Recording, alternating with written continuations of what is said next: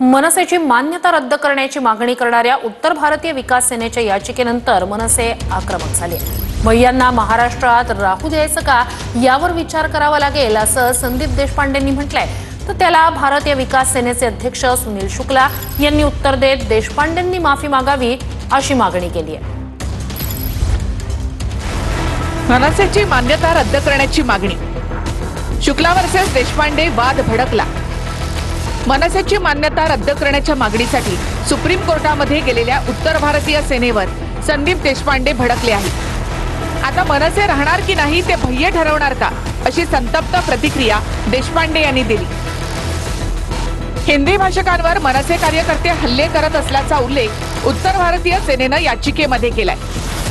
राजसाहेब ठाकरे तुम्ही हिंदूंना मारायचा आदेश दिलेला आहे असं वाटतं। राजसाहेब ठाकरे आपण केवळ उत्तर भारतीय नव्हे मराठी लोकांचा पण विरोधक आहे, म्हणून मी तुमच्या विरुद्ध सुप्रीम कोर्ट मध्ये जाऊन ही याचिका केलेली आहे। आम्ही तुमचा विरोध करतो, निंदा करतो आणि सुप्रीम कोर्ट मध्ये तुमच्या विरुद्धचा आदेश आणणारच आहे। आमच्या पक्षाची मान्यता राहावी की नाही राहावी एक दोन भय्य ठरवणार काय? आणि जर आमच्या पक्षाची मान्यता रद्द व्हावी याच्यासाठी जर भय्य प्रयत्न करणार असतील तर मग भय्या नाही तर राहू द्यायचं की नाही राहू द्यायचं मुंबईत आणि महाराष्ट्रात याचा आम्हालाही विचार करावा लागेल। माफी मागावं ते ट्वीट किंवा तुम्ही जे ट्वीट केलं ते डिलीट करा। मी एकच बोलतो, संविधान सगळं वर आहे। If you want to take the law and order in his hand I will ensure that even he is ट्यूट। मी सोडणार नाही ह्या लोकांना। तुम्ही हिंदू विरोधी आहे ते भैया वगैरे जे लिहिलंय ना ते मुद्दाम लिहिलेलं आहे। राज ठाकरेंच्या भडकाऊ भाषणांमुळे हे हल्ले होत असल्याचं याचिकेमध्ये म्हटलंय।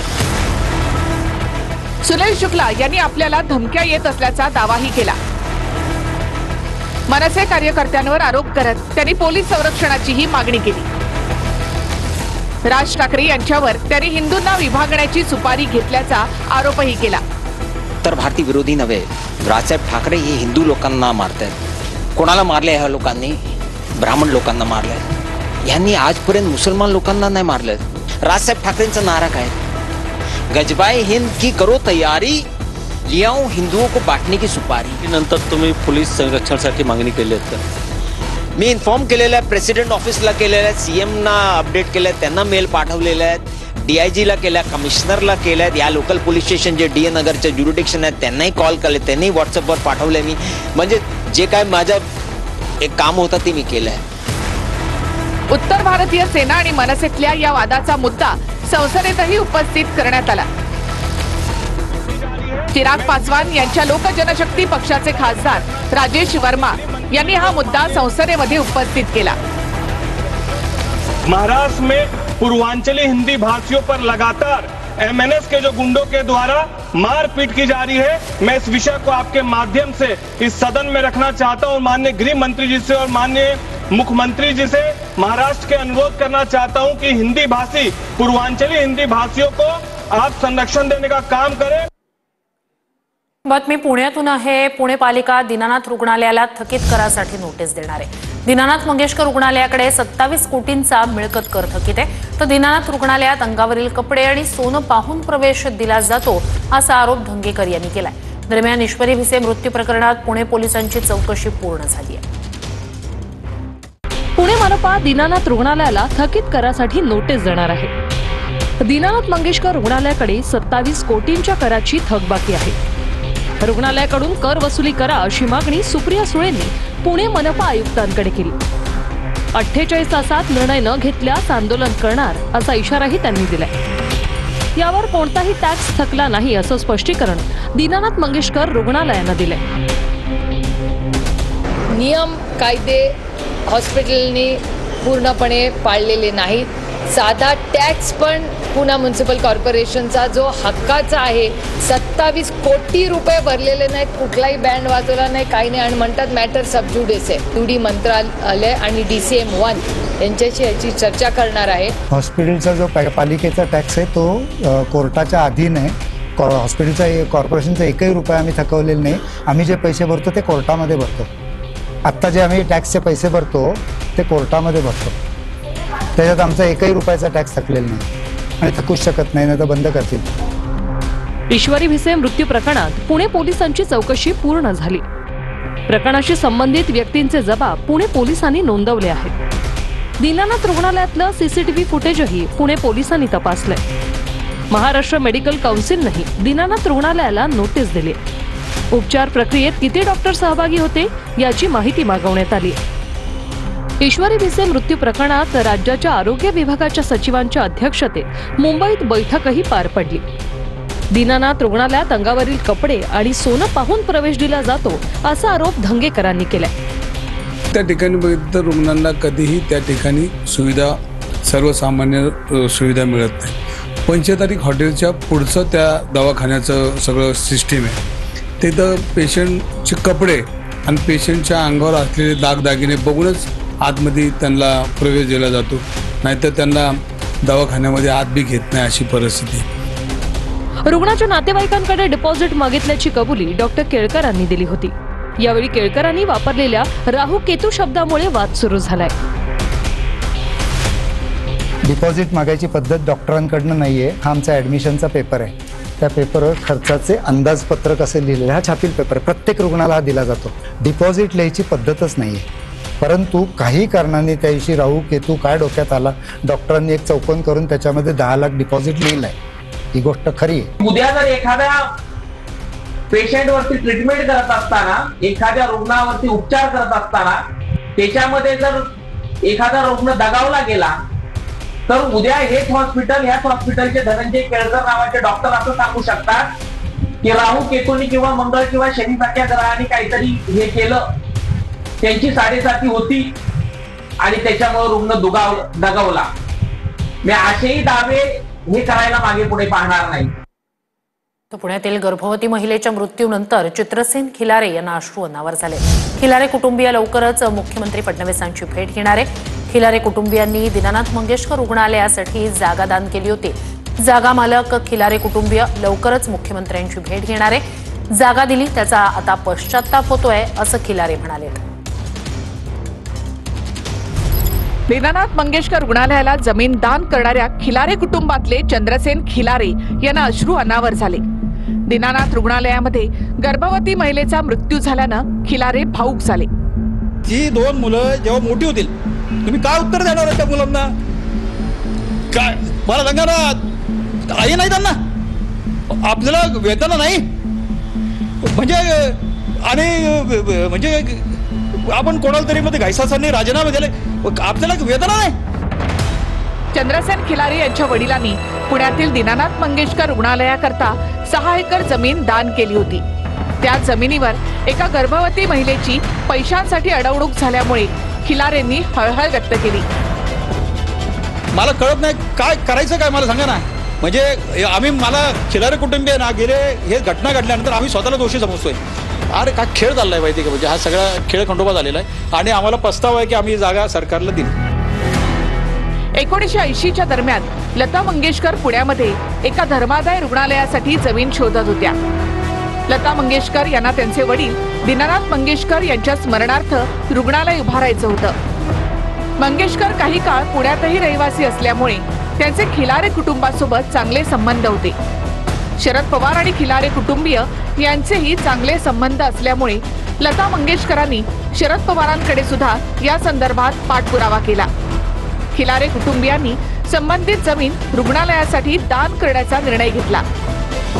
पवार साहेबांनी भाऊसाहेबांची चर्चा केली आणि आशा व्यक्त केली की बाबा आपल्या भागात भाऊसाहेब एक चांगलं हॉस्पिटल उभं होईल. आमच्या परिवाराची एक कॉमन मिटिंग झाली आणि सगळ्यांनी भाऊसाहेबांची याला ताबडतोब पाठिंबा दिला. म्हणजे पवार साहेबांच्या माध्यमातून ती सरकारला आणि सरकारने ती जमीन दीनानाथ हॉस्पिटलला ती दिली. ज्या खिलारे यांनी जमीन दान केली त्यांनाच रुग्णालयाच्या भूमिपूजनावेळी मंचावर बोलावण्याऐवजी 14व्या रांगेमध्ये बसवलं गेलं. थोडक्यात ज्यांनी स्वतःची जमीन दिली त्यांनाच भूमिपूजनाच्या वेळी आदराचं स्थान देखील मिळालं नाही.